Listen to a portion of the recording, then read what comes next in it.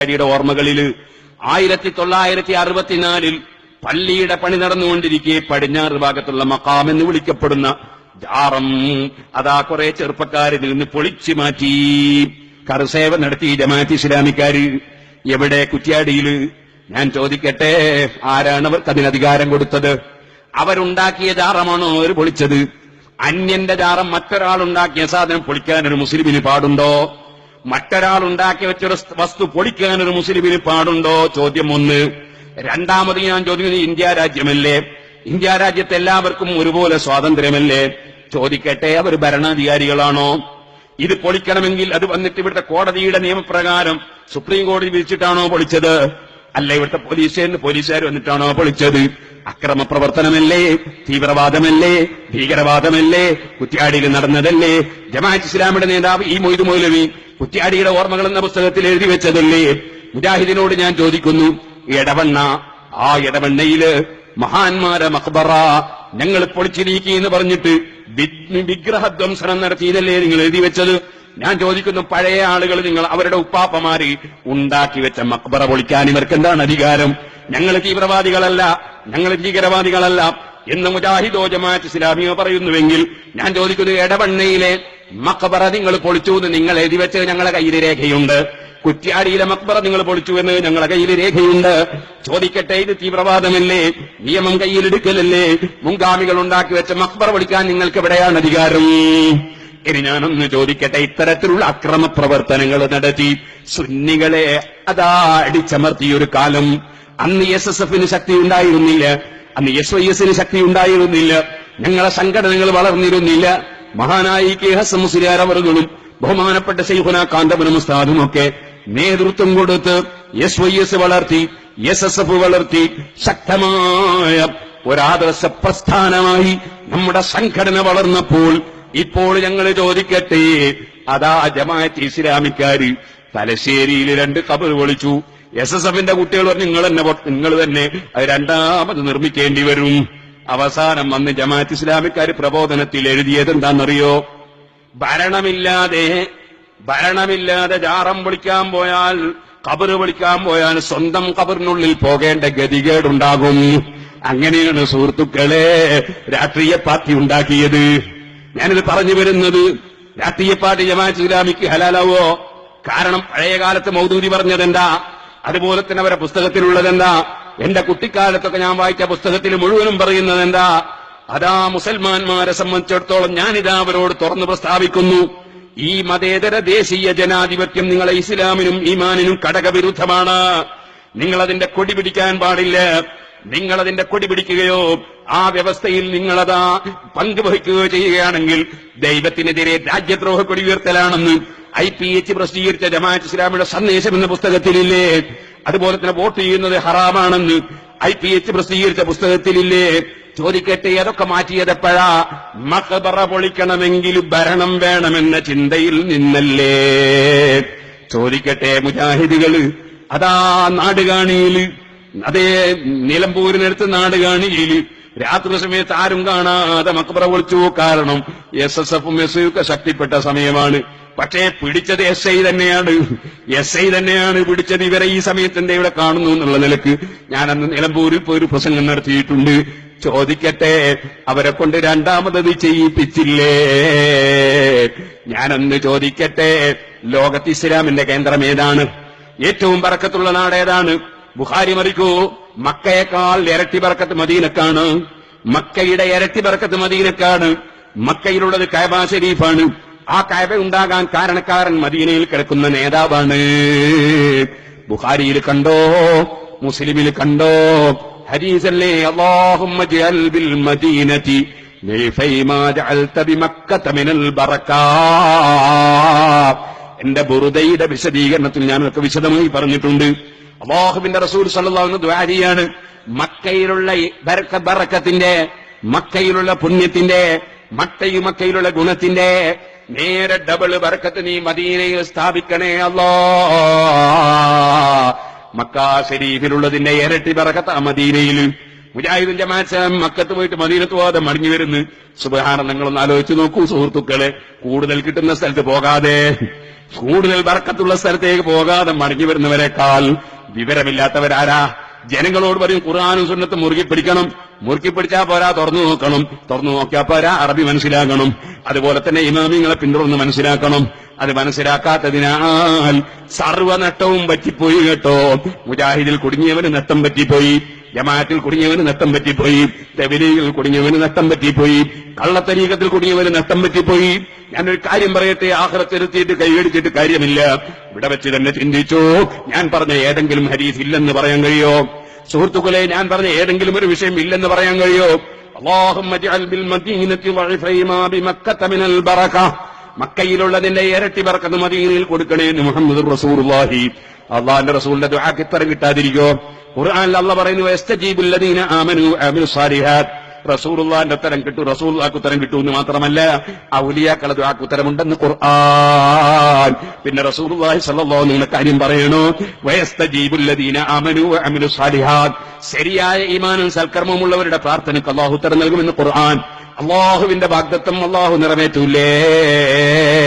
എങ്കിൽ പിന്നെ അള്ളാഹുവിന്റെ റസൂലിനെ കുറിച്ച് പറയണോ?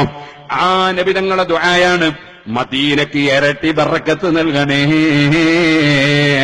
ആ മദീനയിലുള്ളത് എന്താണ്? പള്ളിയാണ്.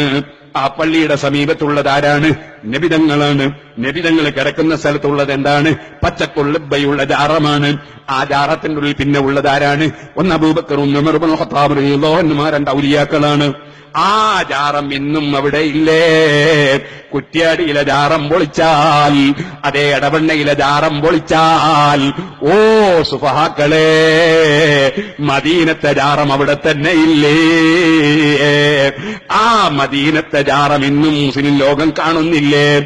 ആ ജാറത്തിന്റെ ചുമരിന്റെ മേലെ, അതിന്റെ ഒരു ചുമര് പള്ളിയുടെ ചുമരാണ്. ആ പള്ളിയുടെ മറുഭാഗത്തതാ നബിതങ്ങളിലേക്ക് അഭിമുഖമായിരുന്നു കൊണ്ട് സലാം പറയുന്ന ചുമര്. ആ ചുമരിന് റൗണ്ടായ പില്ലറുണ്ട്. പില്ലറിന്റെ മേലെ സ്വർണ്ണലിപി കൊണ്ട് എഴുതി വെച്ച പദ്യമുണ്ട്. ആ പദ്യം എന്താണ്? അല്ലാഹുവിന്റെ റസൂലിനെ വിളിച്ച് ഇസ്തിഗാഥ നടത്തുന്ന പദ്യമാണ്. നബിതങ്ങളോട് സഹായം തേടുന്ന പദ്യമാണ്. അതെന്തിനാ എഴുതി വെച്ചത്? നമ്മളെ പള്ളിയിൽ നബൈത്തുൽ ഇത്തികാഫാന്ന് എഴുതി വെച്ചിട്ടുണ്ട്. അത് ചുമര് നീയത്തിൽ നിന്ന് പുറത്ത് കണ്ടതല്ല. പിന്നെയോ പള്ളിയിലെത്തിയവന് ഇത്തികാഫ് മറന്നുപോകാതെ ഇത്തികാഫിന്റെ നീയത്ത് ചെയ്യാൻ വേണ്ടി എഴുതി വെച്ചതാണ്. വിദേശ രാജ്യങ്ങൾ ഇങ്ങനെ യാത്ര ചെയ്യുമ്പോൾ ജിദ്ദയിൽ നിന്ന് മക്കയിലേക്ക് സുബ്ഹാനല്ലാഹ് എഴുതി വെച്ചിട്ടുണ്ട്. സുബ്ഹാനല്ലാഹ് ചൊല്ലാനാ? അതെ, അതുപോലെ പല സ്ഥലത്തും എഴുതി വെച്ചിട്ടുണ്ട്. അത് ഓർമ്മയായിട്ട് ചെയ്യാനാ. ഇതുപോലെ അള്ളാന്റെ റസൂലിന്റെ അടുക്കൽ വന്നിട്ട് അള്ളാന്റെ റസൂലിനെ വിളിക്കാതെ ശഫായത്ത് തേടാതെ ഒരു മുസ്ലിമും മടങ്ങിപ്പോകരുതെന്ന നിലക്ക് ഓർമ്മയാകാൻ മദീനയിലതാ റൗണ്ട് പില്ലറിന്റെ മേലെ എഴുതി വെച്ചിരിക്കുന്നു. കണ്ണുള്ളവർക്ക് കണ്ടൂടെ? അതേതാ എഴുതി വെച്ചത്? ഇബ്നു കസീർ തഫ്സീറിൽ പറഞ്ഞതാ, ഇമാം നവവി ഇളാഹിൽ പറഞ്ഞതാ, ഇബ്നു അസാക്കിർ പറഞ്ഞതാ, ഇമാം ബൈഹഖി പറഞ്ഞതാ, ലോകത്തുള്ള എല്ലാ ഇമാമിങ്ങളും പറഞ്ഞ പദ്യമാ. ആ പദ്യം ഏതാണ്? അള്ളാന്റെ റസൂലിനെ വിളിക്കുന്ന പദ്യമാണ്. യാ ഖൈറാ മൻ ദുഫീനതി ബിൽഖാഇ അഹ്ലുമുഹു ഫതാബ മിൻ തീബിഹിന്നൽ ഖാഉ വൽകമു. ഇവിടെ മറവ് ചെയ്യപ്പെട്ടവരിൽ ഏറ്റവും ഖൈറായ നബിയെ, തങ്ങളെ ഇവിടെ മറവ് ചെയ്യപ്പെട്ടതിനാൽ ഈ പ്രദേശം പുണ്യഭൂമിയായി പോയി നബിയേ, സുഗന്ധഭൂമിയായി പോയി നബിയേ. രണ്ടാമത്തെ പദ്യം അതൊരു വല്ലാത്ത പദ്യമാ. ജമാഅത്ത് ഇസ്ലാമിക്കാരന് കേട്ടാൽ അപ്പൊ തന്നെ ബോധം കെട്ടി വീഴും. മുജാഹിദിന് കേട്ടാൽ ചിലപ്പോ അപ്പൊ തന്നെ അതാ ഹലാക്ക് വന്നു പോവും. നഫ്സി ഫീദാ ഉല്ലി ഖബ്രിൻ അൻത സാകിനുഹു. എന്റെ ശരീരം, ഓ നബിയേ, എന്റെ ശരീരം അവിടുന്ന് കിടക്കുന്ന ഖബറിന് സമർപ്പിക്കുന്നു. കേരളത്തിലെ ഒറ്റ സുന്നിയും ഒരു അജ്മീറിലും പോയിട്ട് ഖബറിന് സമർപ്പിക്കുന്നു എന്ന് പറയാറില്ല. ഇവിടെ മദീനത്തെ ചുമരുമ്മൽ എഴുതി വെച്ചത്, ഓ നബിയേ, തങ്ങൾ കിടക്കുന്ന ഖബറിന് എന്റെ ശരീരം സമർപ്പിക്കുന്നു. പിന്നെ പറയുന്നതോ വെറുതെ അല്ല സമർപ്പിക്കുന്നത്. ഫീഹിൽ ജഹാഫു വഫീഹിൽ ജൂദു വൽ കറമു. ഈ ഖബറിൽ നിന്ന് ധാരാളം സംഭാവന കിട്ടുന്നു നബിയേ, ധാരാളം ഗുണം കിട്ടുന്നു നബിയേ. മുസ്ലിമീങ്ങൾക്കുണ്ടോ സംശയം? അല്ലാഹുവിന്റെ റസൂല് മിഅ്റാജിന് പോയപ്പോൾ പോലും സുഹൃത്തുക്കളെ കലീമുല്ലാഹി മൂസാ നബി അലൈഹിസ്സലാം സഹായിച്ചില്ലേ?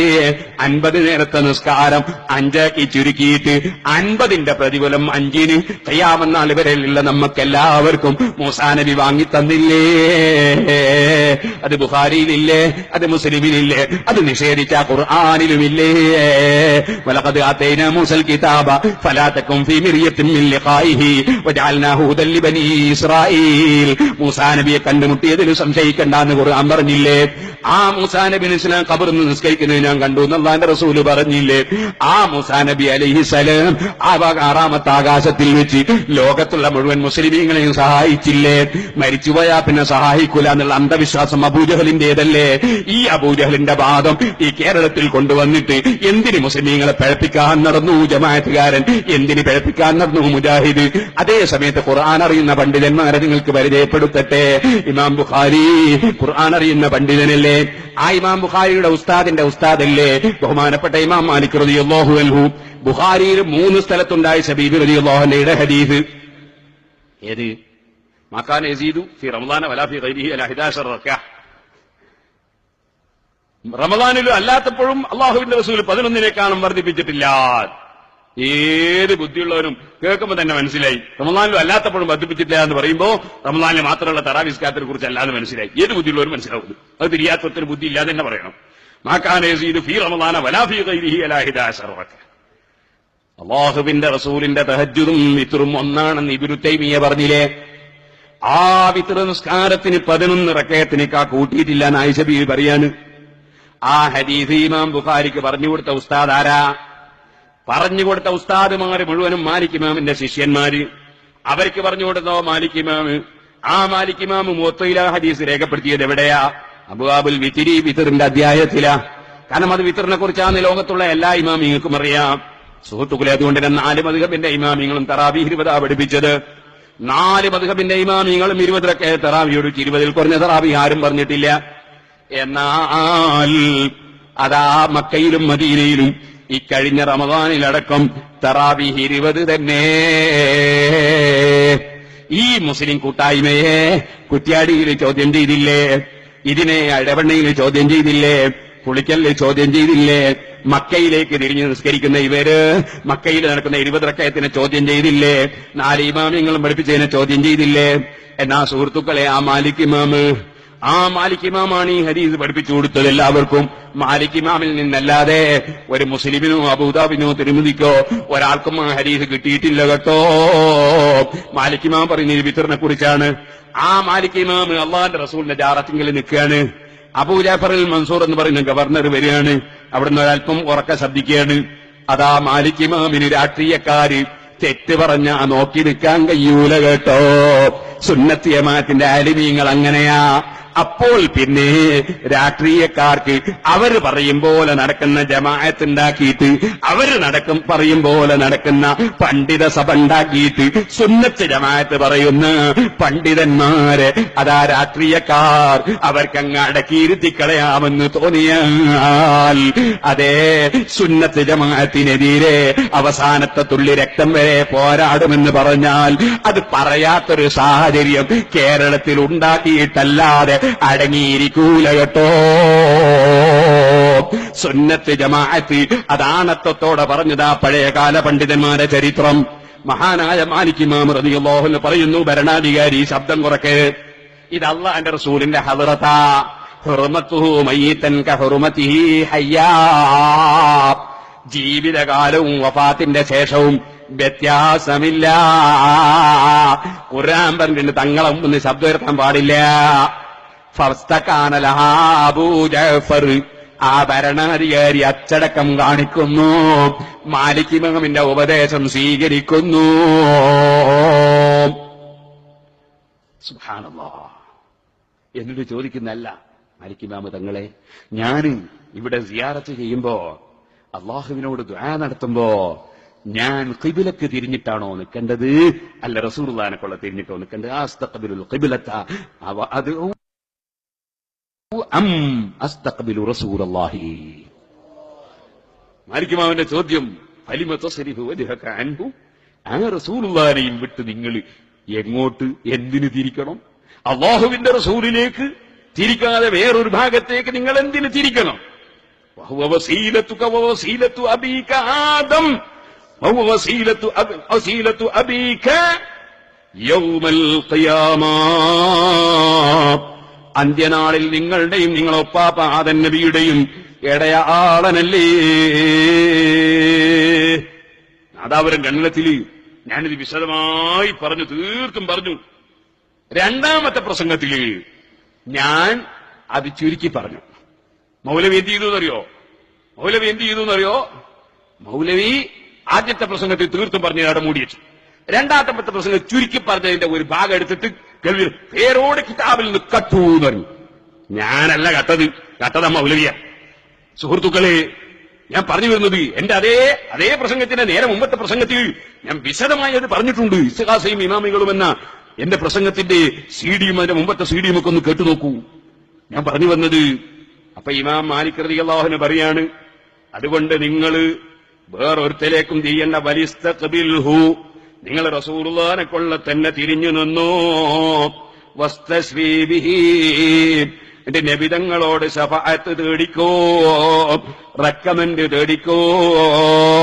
അതിനെന്താ തെളിവ്?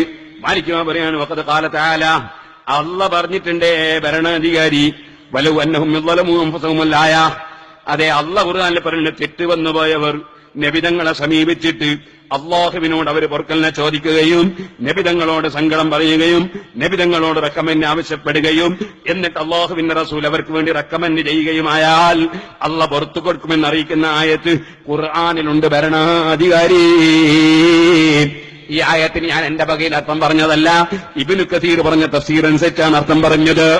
സുഹൃത്തുക്കളെ, മാലിക് ഇമാം ഖുർആൻ ഓതിയിട്ട് റസൂലുള്ളാഹിനെ ശഫാഅത്തിന് വിളിക്കാൻ പറയാണ്.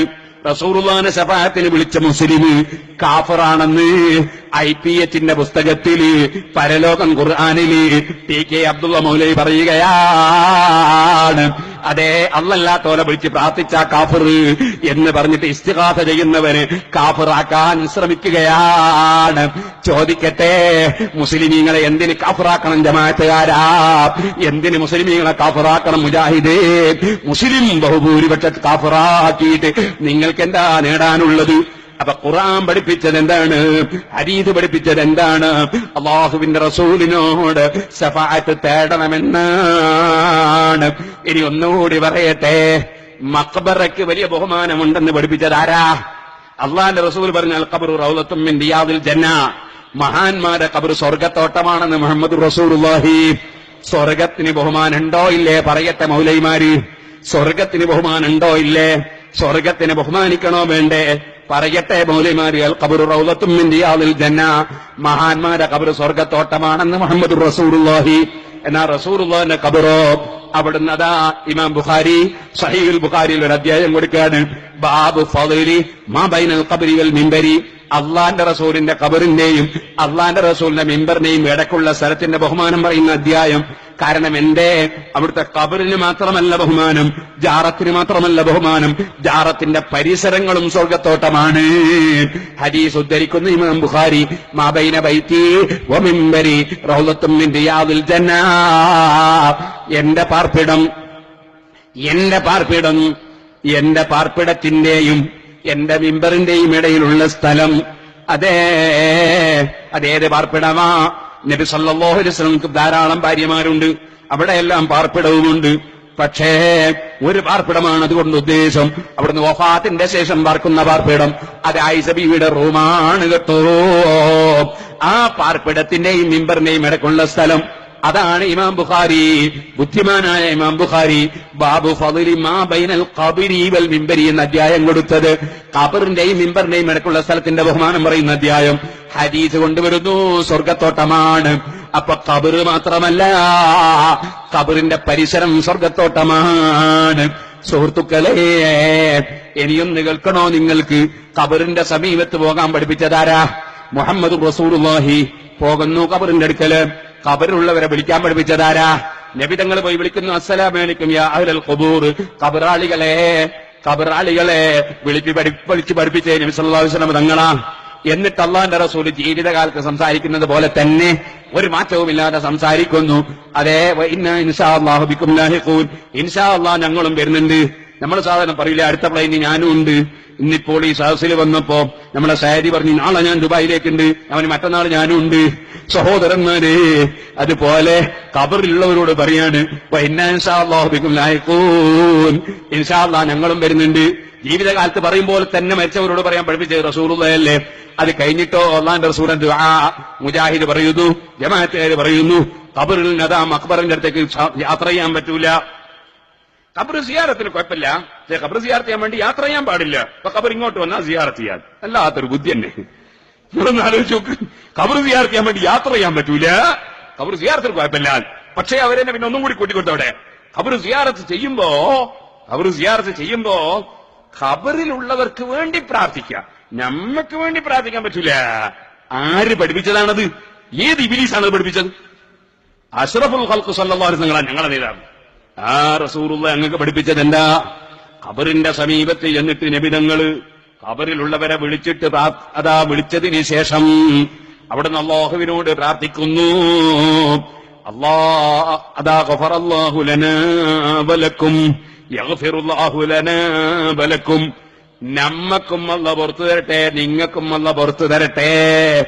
മരിച്ചവർക്കും പ്രാർത്ഥിക്കണം, ജീവിച്ചിരിക്കുന്നവർക്കും പ്രാർത്ഥിക്കണം എന്ന് ഞങ്ങളെ പഠിപ്പിച്ച നേതാവ് മുഹമ്മദുർ റസൂലുള്ളാഹി. പിന്നെ മരിച്ചവരുടെ ഖബറിന്റെ സമീപത്ത് ചെന്നിട്ട് എവിടുന്നാ അല്ലാഹുവിന്റെ റസൂല് പോയത്? മസ്ജിദുൽ മദീന, 1 ലക്ഷക്കണക്കിന് കൂലി കിട്ടുന്ന മസ്ജിദുൽ മദീന. ആ മദീനത്തെ പള്ളിയിൽ നിന്ന് മക്ബറെ പോവാണ് നബിതങ്ങള്. എന്റെ മക്ബറേന്ന് ദുആർക്കാണ് മുഹമ്മദുർ റസൂലുള്ളാഹി. ചോദിക്കട്ടെ, ആ റസൂലുള്ളാഹിനെ പിന്തുടരുന്ന സുന്നത്തി ജമാഅത്തുകാര് അവരല്ലേ മുസ്ലിമീങ്ങള്? ഇനി നിങ്ങൾ ഏത് വിഷയമെടുത്തോ, നബി സല്ലല്ലാഹു അലൈഹി വസല്ലമ തങ്ങളെ സഹാബികള് മരിച്ച വീട്ടിൽ ഭക്ഷണം ഉണ്ടാക്കി കഴിച്ചിട്ടില്ലേ? അതാ ബുഖാരിയിലെ ഹദീസില്ലേ, ഉമ്മു സുലൈം ദേവിയുടെ മകൻ മരിച്ചപ്പോ മയ്യത്തും കിടത്തിയിട്ട് ഭർത്താവിന് ഭക്ഷണം ഉണ്ടാക്കി കൊടുത്തിട്ടില്ലേ? ഭർത്താവ് അത് കഴിച്ചിട്ടില്ലേ? അത് അല്ലാഹുവിന്റെ റസൂൽ അറിഞ്ഞപ്പോ ആ പെണ്ണിനെ പുകഴ്ത്തി പറഞ്ഞിട്ടില്ലേ മരിച്ച വീട്ടിൽ ഭക്ഷണം ഉണ്ടാക്കിക്കൂടാ എന്ന അന്ധവിശ്വാസം? ഏത് മതക്കാരാണ് ഇവരെ പഠിപ്പിച്ചത്? ഒന്നുകൂടി ചോദിക്കട്ടെ, അതാ കാനൂ യസ്തഹിബൂന യുതഅമാനിൽ മയ്യിത്തി 7 അയ്യാം, 7 ദിവസം മരിച്ച മയ്യത്തിന്റെ പേരിൽ സഹാബത്ത് ഭക്ഷണം കൊടുക്കുകയും അത് നല്ലതായി അവർ പ്രഖ്യാപിക്കുകയും പഠിപ്പിക്കുകയും ചെയ്തുവെന്ന് ഇമാം സുയൂത്തി അഹ്മദ് റളിയല്ലാഹു അൻഹു ഹദീസ് ഉദ്ധരിച്ചില്ലേ? അങ്ങനെ 7 ദിവസം മയ്യത്തിന്റെ പേരിൽ ഭക്ഷണം കൊടുക്കുന്നത് എന്തിനാ? 7 ദിവസം മയ്യത്തിന് ഖബറിൽ ചോദ്യമുണ്ട്, ആ ചോദ്യത്തിൽ അവർക്ക് ഇളവ് കിട്ടാനാണ്. ചോദിക്കട്ടെ, അതേ സുഹൃത്തുക്കളെ, അതാ നബിതങ്ങള് ഇദാ ഹദർതുൽ മരീദാബിൽ മയ്യിത ഫഖൂലു ഖൈറാ, മയ്യത്തിന്റെ അടുക്കൽ നിങ്ങൾ ഖൈറായത് ചൊല്ലണമെന്ന് നബിതങ്ങൾ പഠിപ്പിച്ചിട്ടില്ലേ? അത് ഇമാം മുസ്ലിം റിപ്പോർട്ട് ചെയ്തിട്ടില്ലേ? ഖൈറു മാ ഖുൽതു അന വന്നബിയൂന മിൻ ഖബ്ലി ലാ ഇലാഹ ഇല്ലല്ലാഹ്, ഏറ്റവും ഖൈറായത് ലാ ഇലാഹ ഇല്ലല്ലാഹ് എന്ന് നബിതങ്ങൾ തന്നെ പറഞ്ഞിട്ടില്ലേ? ആ ലാ ഇലാഹ ഇല്ലല്ലാഹ് എന്ന ദിക്റും ചൊല്ലിയിട്ട് മുസ്ലിമീങ്ങളെ മയ്യത്ത് കൊണ്ടുപോകുമ്പോ ലാ ഇലാഹ ഇല്ലല്ലാഹയുടെ എതിരാളികളായി ആ ദിക്ർ നിങ്ങൾ നിർത്തിയില്ലേ? എന്നിട്ടതാ നിങ്ങൾ രാഷ്ട്രീയം പറഞ്ഞിട്ടും ദുനിയാവിന്റെ വർത്തമാനം പറഞ്ഞിട്ടും ഈ മയ്യത്ത് കൊണ്ടുപോകാനുള്ള വകുപ്പുണ്ടാക്കിയില്ലേ? അള്ളാന്റെ ദീന് വെട്ടിമുറിച്ച് നശിപ്പിച്ചു, റക്അത്തുകൾ വെട്ടിമുറിച്ചു, ഭാഷ മാറ്റി, ദിക്ർ മാറ്റി, സ്വലാത്ത് മാറ്റി, ഖുർആനോത്ത് മാറ്റി, സദഖ മാറ്റി, അള്ളാന്റെ ദീന് വെട്ടിമുറിച്ച് നശിപ്പിച്ചിട്ട് അതാ ദീനനുസരിച്ച് ശരിയായ വഴിയിൽ നടക്കുന്ന സുന്നത്ത് ജമാഅത്തുകാരെ നിങ്ങൾ ബിദ്അത്തുകാരെന്ന് പരിചയപ്പെടുത്തിയില്ലേ? നിങ്ങൾ മുശ്രിക്കീങ്ങളെന്ന് പരിചയപ്പെടുത്തിയില്ലേ? ഇതിന് മുസ്ലിം സമുദായത്തിൽ ഓരോ മഹല്ലത്തിലും ഇവർ ഭിന്നിപ്പുണ്ടാക്കിയില്ലേ? ഈ ഭിന്നിപ്പിനെ കുറിച്ചൊരക്ഷരം പറയാതെ സുന്നത്ത് ജമാഅത്ത് മുറുകെ പിടിച്ചിവിടെ നിർത്തുന്നവരാണ് ഭിന്നിപ്പുണ്ടാക്കുന്നവരെന്ന് പറഞ്ഞ് നടക്കുന്നവരുണ്ടല്ലോ. അവരോടൊരു കാര്യം പറയട്ടെ, അല്ലാഹുവിന്റെ റസൂൽ സല്ലല്ലാഹു അലൈഹി വസല്ലം തങ്ങൾ പറഞ്ഞ ഹദീസ് ഒന്ന് ഓർമ്മിപ്പിച്ചെന്റെ പ്രസംഗം നിർത്തട്ടെ. അതാ മുൻഗാമികളായ മഹാന്മാർ മാമിൻ നബിയ്യിൻ ബഅസഹുല്ലാഹു ഫീ ഉമ്മത്തിഹി ഇല്ലാ കാന ലഹു ഫീ ഉമ്മത്തിഹി ഹവാരിയൂന വഅസ്ഹാബുൻ യഖുദൂന ബിസുന്നതിഹി വയഖ്തദൂന ബിഅംരിഹി. ഏത് നബിമാർക്കും